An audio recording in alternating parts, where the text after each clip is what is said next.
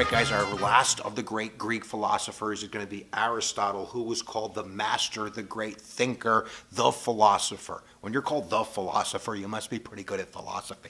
He's born in 384 BCE, and at the age of 18, he goes to the great Academy of Athens, where he is a student of Plato's. And of course, he's going to be exposed in all of the different disciplines at that time period, and he's going to excel. It's said that he was the best of Plato's student, and he stays there till he's 37, when Plato passes away in 343 BCE. At that time, Aristotle goes to become a tutor, probably the highest paid tutor in all of the universe, tutoring Alexander the Great. How great is it to tutor Alexander the Great? And he must have done a really great job, because Alexander the Great goes on to conquer the Western world.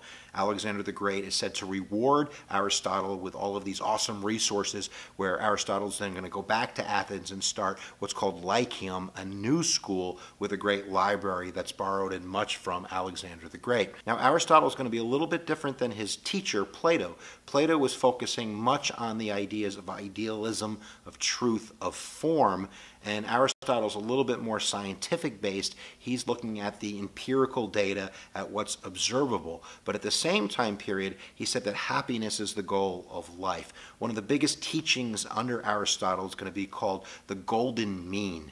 And basically, whenever you're examining something, let's say you want to be a great conversationalist, there's always something in the middle. You can be a bore. You can be really boring. We all know those people, when you talk to them, they're really boring.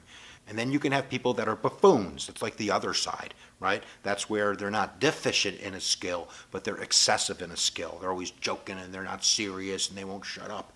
He says that witty is the middle, that is the mean. These are people you want to converse with. He talks about bravery, right? You have the extreme, which is recklessness. And then you have the deficient behavior, which is cowardness. And then you have courage in the middle. So he says we should seek the golden mean in life. One of my favorite quotes from Aristotle, and I think it goes to the heart of his philosophy, it is the mark of an educated mind to be able to entertain a thought without accepting it. He's also considered to be the father of logic, of rational thinking, of breaking it down.